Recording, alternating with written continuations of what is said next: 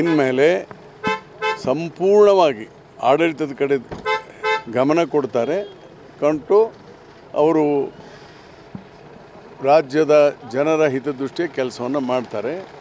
ಮತ್ತು ಶಾಸಕರಿಗೆ 50-50 ಕೋಟಿ ಸ್ಪೆಷಲ್ ಫಂಡ್ ಕೊಡುವಂಥ ಸಭೆಯನ್ನು ಇದೇ ನಾವು 30-31ನೇ ತಾರೀಕಿಗೆ ಕರೀತಾ ಇದ್ದಾರೆ CM ಅವರು 31st.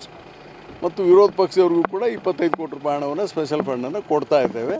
ಸೊ ಜುಲೈ ಅಂದರೆ ಎಂಡಿಗೆ ಅಂದರೆ ಆಗಸ್ಟ್ 1ಗೆ ಅದನ್ನು ಒಪ್ಪಿಗೆ ಮಾಡಿ ಹಣವನ್ನು ಕೊಡ್ತಾ ಇದ್ದೇವೆ. ಆಮೇಲೆ ಇವು ಯಾವ ಚೇಂಜ್ ಪಾಂಜ್ ಇಲ್ಲ. ಅದ್ರ ಬಗ್ಗೆ ನನಗೆ ಗೊತ್ತಿಲ್ಲ. ಅದು ಮುಖ್ಯಮಂತ್ರಿಗಳು. ನಾನೀಗ ಅದಕ್ಕಿಂತ ಹೆಚ್ಚು ಒಳ್ಳೆ ಪೋಸ್ಟಲ್ಲಿದ್ದೇನೆ.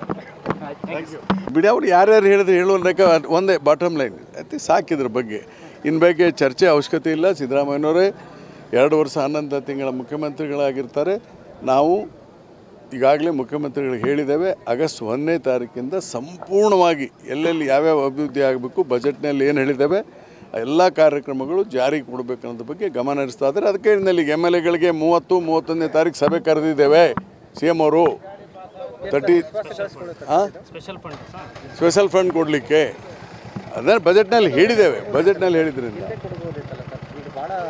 ಏನಿಲ್ಲ, ಹಾಗೇನಿಲ್ಲ. ನೋಡಿ, ಒಂದು ಕ್ವಾರ್ಟರ್ ಅಂದರೆ 3 ತಿಂಗಳಾದ್ರು ಹೋಗ್ಬೇಕು.